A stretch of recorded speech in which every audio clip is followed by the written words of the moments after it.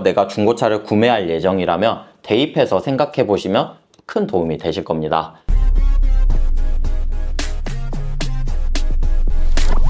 오늘은요, 소비자 입장에서 시세를 알아보고 싶다거나 아니면 내가 실제 중고차를 구매할 예정인데 딜러에게 어떤 정보를 제공해야 좀 소통이 원활하게 되는지에 대해서 한번 알아보도록 하겠습니다. 이거는 전화상으로 주셔도 똑같고요. 매장에 오셔도 상담을 할 때 내용이 일치하니까 상담실로 가서 도와드릴게요. 바로 가시죠.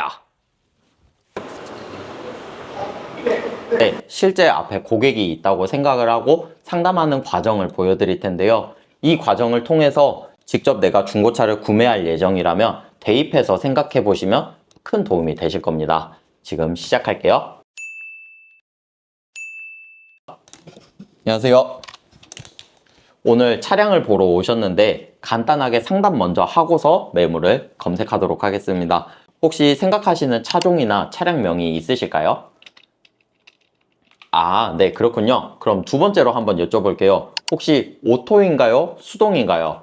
특히 트럭에 많이 적용되니까요. 해당이 안 되시는 분들께서는 그냥 스킵해 주시면 될 것 같고요. 세 번째로는 선호하는 색상 또는 기피하는 색상입니다. 어떤 색상을 선호하세요? 흰색 검정이요?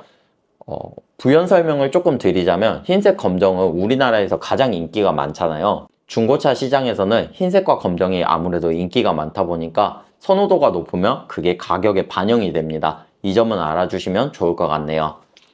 네 번째로는 주행거리예요. 주행거리, 마지노선의 주행거리가 있을까요? 중고차의 꽃이라고 하면 3만에서 한 7만 정도는 중고차의 꽃이다, 이렇게 불릴 만큼 선호도가 높은데요. 혹시 내가 이 주행거리만큼은 감당이 안 되니 이 정도 선에서만 찾아주세요, 이런 주행거리가 있나요? 10만 정도요? 네, 알겠습니다. 그리고 가장 중요한 예산인데요. 차량 예산을 어느 정도 생각하고 오셨나요? 혹시 그게 차량 금액만인가요? 아니면은 부대 비용 포함인가요? 네. 그러시구나. 그럼 부대 비용이 총 얼마가 드냐고요? 차량 금액에 대략적으로 11에서 13% 포함된다라고 생각하시면 되고, 여기에는 등치세, 그리고 기타 사무실에 내는 수수료, 그 다음에 뭐 성능보증보험료 이런 게 다 포함되는데 그냥 대략적으로 11에서 13%의 차대금 플러스라고 생각하시면 됩니다. 이게 정확하지는 않지만요.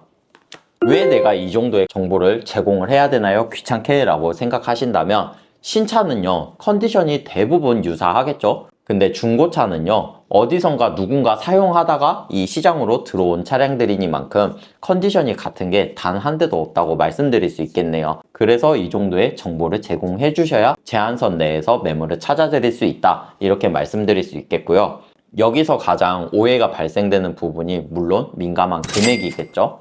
내가 생각한 거는 1500선인데 실제 매물들이 1800 정도예요.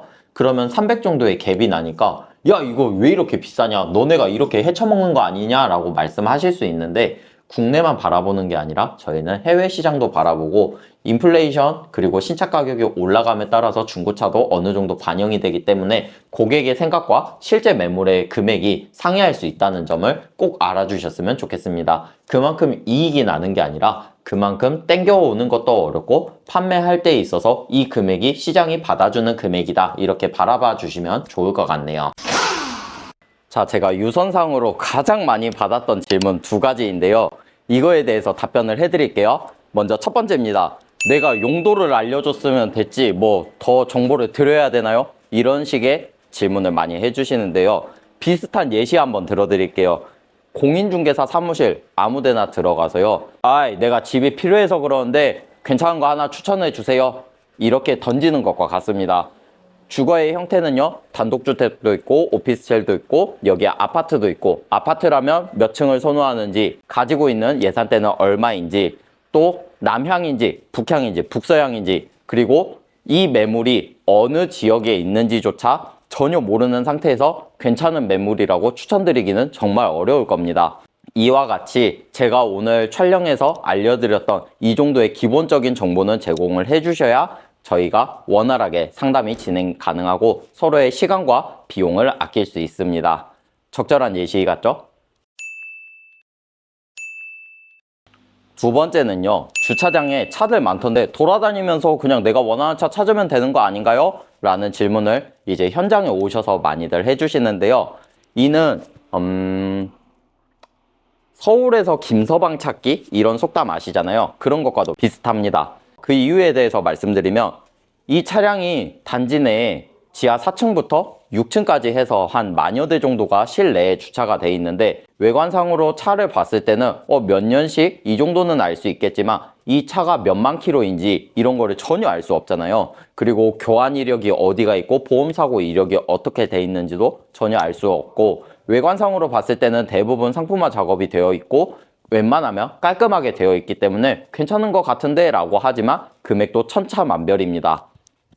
따라서요, 이거는 무리한 도전인데 만약에 정말 원하시면 운동복 입으시고 운동화 신으시고 얼음물 챙겨 오시고 돌아다녀 드릴 수는 있겠습니다만, 저 미리 말씀드릴게요. 그냥 중도 포기할 겁니다. 제가 어떤 말을 하고 싶은지 아실 거예요. 정말 불가능에 가깝다 이렇게 말씀드릴 수 있겠습니다.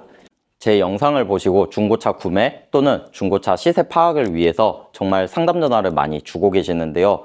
혹시 정보를 주면 큰일 나는 줄 알고 너가 내 머릿속을 알아맞혀봐 이러시는 분들이 꽤 있어서 이런 영상을 촬영하게 되었습니다. 혹시라도 시세 파악을 원하셔서 저 시세 파악 좀 하려고요 라고 말씀해 주셔도 이런 정보를 주셨을 때 저는 기분 좋게 매물이 이 정도에서 이 정도 금액대에 형성되어 있네요 라고 알려드릴 수 있는데, 내 머릿속을 알아맞혀봐 라고 하시니까 조금 어려움이 있더라고요. 또한 신차 구매가 나을 경우에는 저는 신차 구매를 고려하시는 것도 괜찮겠습니다. 중고차를 권해드리기가 조금 가격적인 측면에서 메리트가 떨어져서 조금 민망하네요 이렇게 솔직하게 유튜브에도 그렇고 상담 전화 시에도 그렇게 하고 있는데요.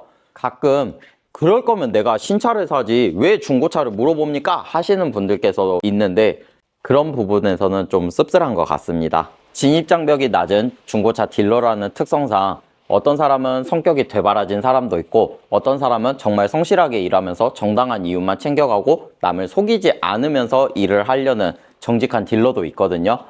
서로의 입장을 조금만 배려해주는, 오늘 제 영상이 도움이 되셨나요? 중고차 시세 파악 또는 중고차 실구매를 위해서 전화를 주셔도 저는 비슷한 정보를 요청을 드릴 거고, 다른 딜러에게 전화를 주셔도 똑같이 이 정도의 정보는 요구를 할 겁니다. 소비자분께서 정보를 제공을 해야 딜러분께서 소비자가 원하는 정보를 제공할 수 있다는 점 알아주셨으면 좋겠습니다. 그럼 이것으로 영상 마치도록 하겠습니다. 오늘도 긴 영상 시청해 주셔서 감사합니다. 그럼 안녕.